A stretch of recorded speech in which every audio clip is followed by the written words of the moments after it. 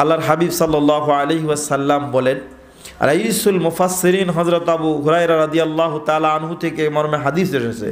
আবার মুফাসসিরিনদের মধ্যে রাইসুল মুফাসসিরিন হযরত আব্দুল্লাহ ইবনে আব্বাস রাদিয়াল্লাহু তাআলা আনহু থেকে তাফসীর এসেছে। আমার ভাইয়েরা, কুনতুম খায়র, খয়রুন মানে ভালো, খয়রুন মানে কি? যারা বলেন খয়রুন মানে কি? ভালো। এই ভালোর আরো সবচেয়ে ভালো আছে। সবচেয়ে ভালো কি? আখিয়ার। সবচেয়ে ভালো কি? আখিয়ার, আফদল। চিৎকার দেবেন আল্লাহু আকবার। আমার ভাইয়েরা, যেই শব্দটাকে নিয়েছেন আল্লাহ পাক নাজিল করেছেন, কুনতুম খায়রা উম্মাতিন, উম্মতের মধ্যে তোমরা শ্রেষ্ঠ। সুবহানাল্লাহ বলবেন না? যত মানুষ এসেছে 100, আমরা জানি 1,23,999 জন পয়গম্বর, শেষ এট লাস্ট নবী ও রাসূল হলেন নবী মুহাম্মদুর রাসূলুল্লাহ সাল্লাল্লাহু আলাইহি ওয়াসাল্লাম। তিনি যেমন শ্রেষ্ঠ, তার উম্মতের শান মান মর্যাদাকেও অনুরূপ আল্লাহ পাক রব্বুল আলামিন এতটাই বাড়িয়ে দিয়েছেন, যার কারণে কোরআনুল কারীমের মধ্যে আয়াত নাজিল করেছেন, কুনতুম খায়রা উম্মাতিন, আল্লাহু আকবার, উখরিজাত লিন-নাস। মানুষ দুনিয়াতে আল্লাহ পাক পাঠিয়েছেন তার সর্বশেষ মানুষ হিসাবে, উম্মত হিসাবে প্রেরণ করেছে এ নবীর উম্মত। আল্লাহু আকবার। তা'মুরুনা বিল মারুফ ওয়া তানহাউনা আনিল মুনকার। আর এই উম্মতের মধ্যে এদেরকে দুটি দায়িত্ব দিয়ে প্রেরণ করেছেন। নবীকে যেভাবে প্রেরণ করেছেন দায়িত্ব দিয়ে, আর উম্মতের মধ্যেও দায়িত্ব আছে কয়টা? যারা বলেন কয়টা? এই আয়াত থেকে আমরা জানি প্রাথমিকভাবে এই আয়াতের মধ্যে আল্লাহ পাক বলেছেন উম্মতের দায়িত্ব কয়টা? দুইটা। কয়টা? সবাই বলেন কয়টা? দুইটা। একটা হলো সৎ কাজের আদেশ দেওয়া, সৎ কাজের, তা'মুরুনা বিল মারুফ, তোমরা সৎ কাজের আদেশ দিবে। কি করবে? যারা বলেন কি করবে? সৎ কাজের আদেশ দিবে। ওয়া তানহাউনা আনিল মুনকার। আর দ্বিতীয় নাম্বারটা হচ্ছে অসৎ কাজ থেকে বিরত রাখবে, বাধা দিবে। কথা বলেন ঠিক কিনা? তাহলে আয়াতের একেবারেই সারসংক্ষেপ অনুবাদটুকু আমরা জানলাম। আসুন এই মর্মে অন্য আয়াতে তাফসীর আল্লাহ তাআলা কি বলে দিয়েছেন, অনুরূপভাবে এই নবীর উম্মতের মর্যাদা, নবীর মর্যাদার পাশাপাশি উম্মতের মর্যাদাটাও আল্লাহ পাক কত বাড়িয়ে দিয়েছেন, বলেন আল্লাহু আকবার। এখানে আজিজ তোলাবা আছে, এরা আমলি জিন্দেগি গঠন করছে। আপনারা যারা সারসিনা দরবারের ভক্ত আশেকিন, জাকিরিন, শাকিরিন, তাদেরও জীবনটা গড়ে উঠতেছে একজন আমলি জিন্দেগি ওয়ালা মানুষের মতো। কথা বলেন ঠিক কিনা? সারসিনা দরবারের সাথে যারা সম্পৃক্ত হয় এদেরকে নসিহাত করা হয়। হুজুর কেবলার নসিহাত ছিল যে বাবারা, এই ময়দানে এনে 5 জন মানুষকে ছেড়ে দিবে। কয়জন মানুষ? 5 জন মানুষকে ছেড়ে দিবে। বাদ বাকি হেদায়েতের মালিক কে? জোরে বলেন মালিক কে? আল্লাহ পাক রব্বুল আলামিন। হুজুর কেবলার নসিহাত হলো প্রাথমিকভাবে একজন মানুষ দরবারে গেলে তাকে বলে দেয়, বাবারা যারা এসেছেন, যারা বায়াত হতে চান তারা বায়াত হয়ে নেন। বায়াত যারা গ্রহণ করে বা করে না, সবার জন্যই নসিহাতটুকু কানে যায় কি যায় না? জোরে বলেন যায় কি যায় না? সবাই কানে যায়। প্রাথমিক বলেন কি, নসিহাতের মধ্যে একটা নসিহাত হয় যে আপনারা হালাল খানা খাবেন। বলে কিনা? জোরে বলেন বলে কিনা? হালাল খানা খাবেন। হালাল খানা কেন বললেন? কয় ইবাদতের 10 ভাগের 9 ভাগ হলো হালাল খানার মধ্যে। সুবহানাল্লাহ বলবেন না? জোরে বলেন আল্লাহু আকবার। আরো জোরে বলেন আল্লাহু আকবার। কোন মানুষ যদি হালাল খানা গ্রহণ করে আর তারপরে ইবাদত করে, ওই ইবাদতটুকু রব্বুল আলামিনের দরবারে সাথে সাথেই মঞ্জুর হয়ে যায়। সুবহানাল্লাহ। এই জন্য রব্বুল আলামিন এত চমৎকার ভাবে তিনি কোরআন নাজিল করলেন আর বলে দিলেন, এই দরবারের রসুম দেখেন মেলা দেই, একটু মিলাইয়া দেই কোরআনের সাথে সম্পৃক্ত কেমন।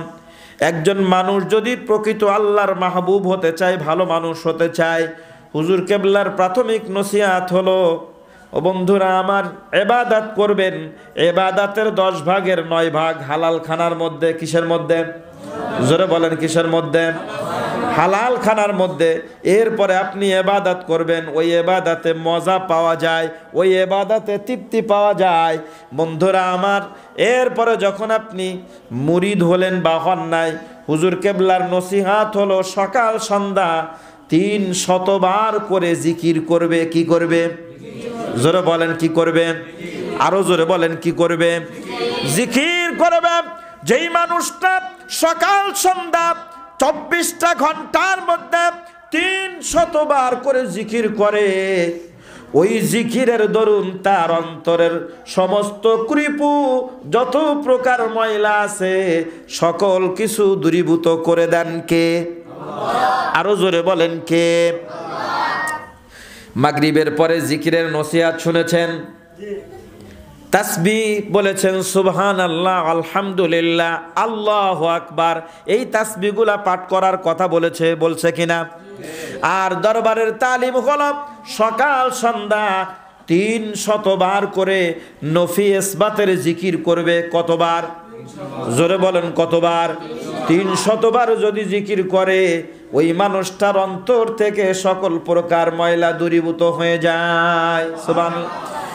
দুনিয়ার যে কোনো মানুষ অসুস্থ হলে, রোগাক্রান্ত হলে, ডাক্তারের ফার্মেসিতে গেলে, সেখান থেকে দুনিয়ার কিছু ঔষধ সেবন করলে, ডাক্তারের পরামর্শ অনুযায়ী যদি ওষুধ খেলে রোগ সেরে যায়।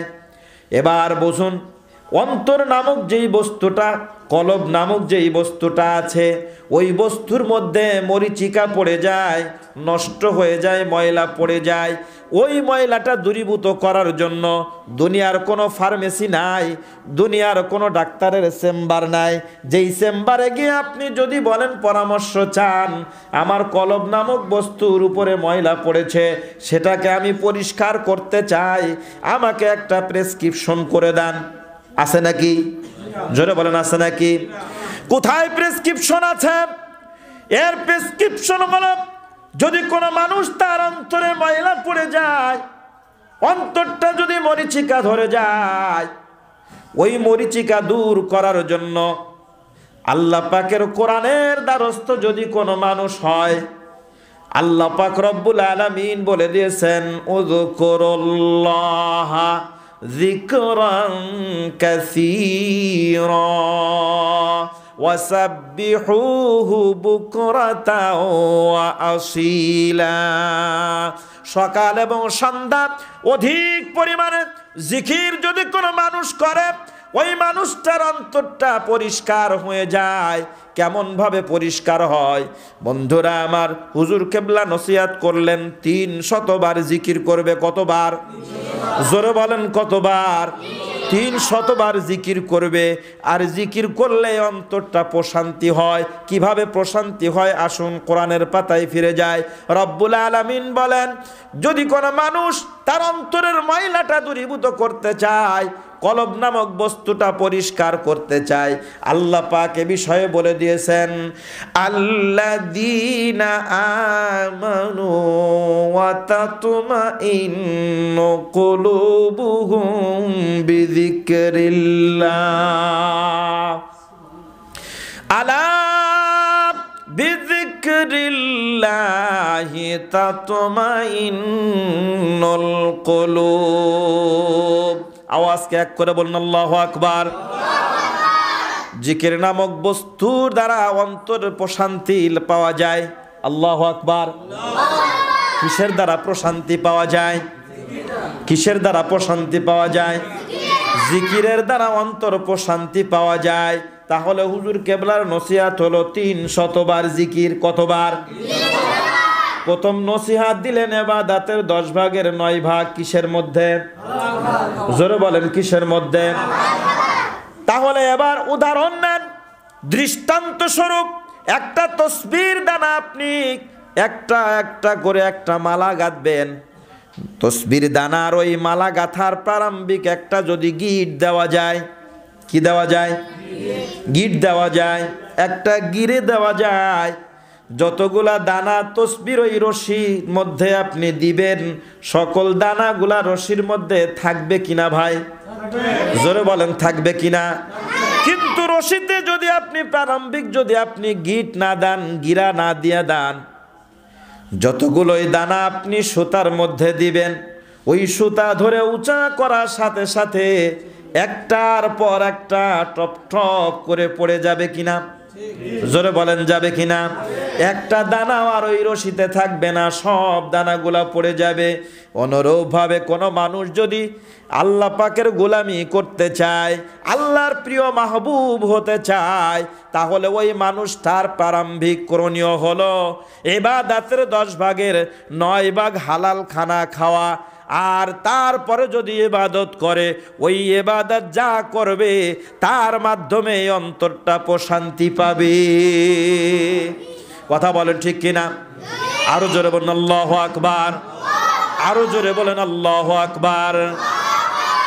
সূরাতুল আসরের নজর করে দেখুন, সূরা আসরের তাফসীর আসছে, আল্লাহ পাক রব্বুল আলামিন কত চমৎকার ভাবে বললেন, ওয়াল আসরি ইন্নাল ইনসানা লাফি খুসর ইল্লাল্লাযীনা আমানু ওয়া আমিলুস সালিহাতি ওয়া তাওয়াসাউ বিল হক ওয়া তাওয়াসাউ বিস সবর। আওয়াজকে এক করে বলুন আল্লাহু আকবার। আমার ভাইয়েরা, কোন মানুষ যদি আল্লাহর প্রিয় মাহবুব হতে চায়, 1 নাম্বার বললাম ইবাদত করতে হবে কার? আল্লাহ। জোরে বলেন কার? আল্লাহ। আর সেই ইবাদত করতে হলে প্রথম নাম্বার তার হালাল উপার্জন, হালাল খানা। দ্বিতীয় নাম্বার হলো জিকির। দ্বিতীয় নাম্বার কি? দ্বিতীয় নাম্বার জিকির। খেয়াল করুন, লক্ষ্য করুন, শুধু আপনি নামাজ পড়বেন, নামাজ একটা জিকির। কোরআন পড়বেন, কোরআন একটা জিকির। দান করবেন, দান একটা জিকির। সৎ কাজের আদেশ দিবেন, সেটা একটা জিকির। কথা বলেন, জোরে বলেন ঠিক কিনা? যত কাজ করবেন সকল কাজ জিকিরের অন্তর্ভুক্ত হবে। যেই কাজ করতে যাবেন ওই কাজের প্রারম্ভিক শুরু করবেন বিসমিল্লাহির রহমানির রহিম। বিসমিল্লাহ দিয়ে শুরু করবেন। কি দিয়ে শুরু করবেন? জোরে বলেন, কি দিয়ে শুরু করবেন? বিসমিল্লাহ দিয়ে শুরু করবেন। এরপরে যত কাজ করবেন সব জিকিরের অন্তর্ভুক্ত আল্লাহর স্মরণ। আল্লাহর জোরে বলেন কি? আল্লাহর স্মরণ। প্রিয় মাহবুব হতে চান, ওলির দরবারে যান। কোথায় যাবেন? ওলির দরবারে যান। সারসিনার দরবারে গেলেন, আপনি ওলির সংস্পর্শ গ্রহণ করলেন, নিজের ইচ্ছাই নাই, আল্লাহ পাক আপনাকে তৌফিক দিয়েছেন, বিধায় গিয়েছেন। কথা বলেন ঠিক কিনা? আল্লাহ পাক আপনাকে সুযোগ করে দিয়েছেন, সেই সুযোগে আপনি ওলির দরবারে গেলেন। এবার ওলির পরামর্শ অনুযায়ী, দুনিয়ার ডাক্তারের পরামর্শ অনুযায়ী ঔষধ খেলে যদি রোগ সারতে পারেন, ডাক্তার রোগ সারাতে পারে না, ঔষধ রোগ সারাতে পারে না। ঔষধের কোনো গুণ নাই, ঔষধের কোনো ক্ষমতা নাই। ঔষধের গুণ আছে কিন্তু ঔষধের কোনো ক্ষমতা। ক্ষমতা কার? জোরে বলেন কার? আল্লাহর ক্ষমতা। ঔষধকে যদি আল্লাহ শক্তি দেন তাহলে এই রোগ সারবে। কথা বলেন ঠিক কিনা? আল্লাহর ওলির দরবারে যদি আপনি যান, ওলির পরামর্শ যদি আপনি গ্রহণ করেন, ওলির প্রেসক্রিপশন অনুযায়ী যদি আপনি জীবনটাকে পরিচালনা করেন, এট এ টাইম আপনিও একজন আল্লাহর প্রিয় মাহবুব বান্দায় পরিণত হয়ে যাবেন। সুবহানাল্লাহ। জোরে বলুন আল্লাহু আকবার। এই জন্য সূরাতুল আলা খুলে দেখুন, রব্বুল আলামিন সেখানে বলেছেন, ক্বাদ আফলাহা মান যাক্কাহা। সফল কাম হয়েছে তারা যারা আত্মশুদ্ধি অর্জন করেছে। কি করেছে? যারা বলেন কি করেছে? আত্মশুদ্ধিটা হবে কি করে?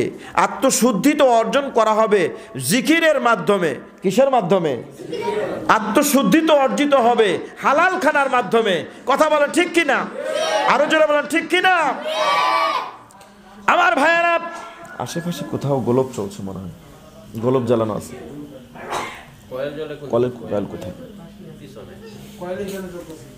কয়েলটা দূরে দেন, ওই কয়েলের জন্যই তো পিছনে দেন। একটু দূরে সরে পড়েন সাল্লাল্লাহু আলা মুহাম্মাদ সাল্লাল্লাহু আলাইহি ওয়াসাল্লাম সাল্লাল্লাহু